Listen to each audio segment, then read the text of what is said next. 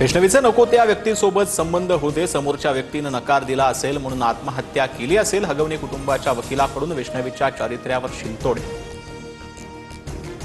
जो हगवणेच्या वकिलांच्या कानशिलात लावेल त्याचा मी सत्कार करेन, रोहिणी खडसे यांचे ट्विट। हगवणेच्या वकिलानं वैष्णवीच्या चारित्र्याविषयी युक्तिवाद केल्यानं सर्व स्तरातून संताप व्यक्त। नवऱ्यानं बायकोच्या कानाखाली मारणं म्हणजे छळ आहे का? प्लॅस्टिकची छडी हत्यार आहे का? हगवणेच्या वकिलांचा अजब युक्तिवाद। वैष्णवीचा दीर आणि सासऱ्याला 3 दिवसांची पोलीस कोठडी, तर वैष्णवीची सासू, पती आणि नंदेला 1 दिवसांची पोलीस कोठडी। मयुरी हगवणे कौटुंबिक छळ प्रकरणात महिला आयोगाची पुणे ग्रामीण पोलिसांवर ठपका। मयुरी हगवणे प्रकरणात चार्जशीट दाखल करण्यात झालेल्या विलंबाची चौकशी करा। रुपाली चाकणकर यांचं मुख्यमंत्री देवेंद्र फडणवीसांना पत्र।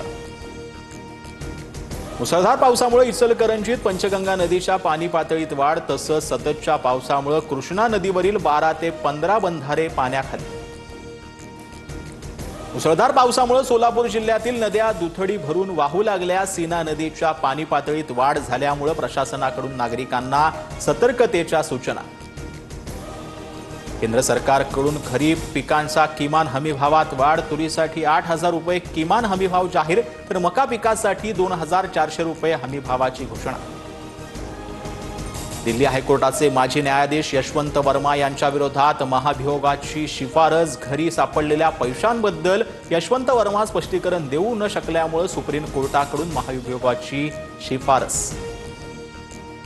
पाक सीमेवरील राज्यांमध्ये उद्या होणारं मॉक ड्रिल पुढे ढकललं। चंदीगड, राजस्थान, गुजरात आणि जम्मू काश्मीरमध्ये होणारं मॉक ड्रिल पुढे ढकललं, तर हरियाणामध्ये उद्या 5 वाजता सरावाचं नियोजन करण्याचे निर्देश।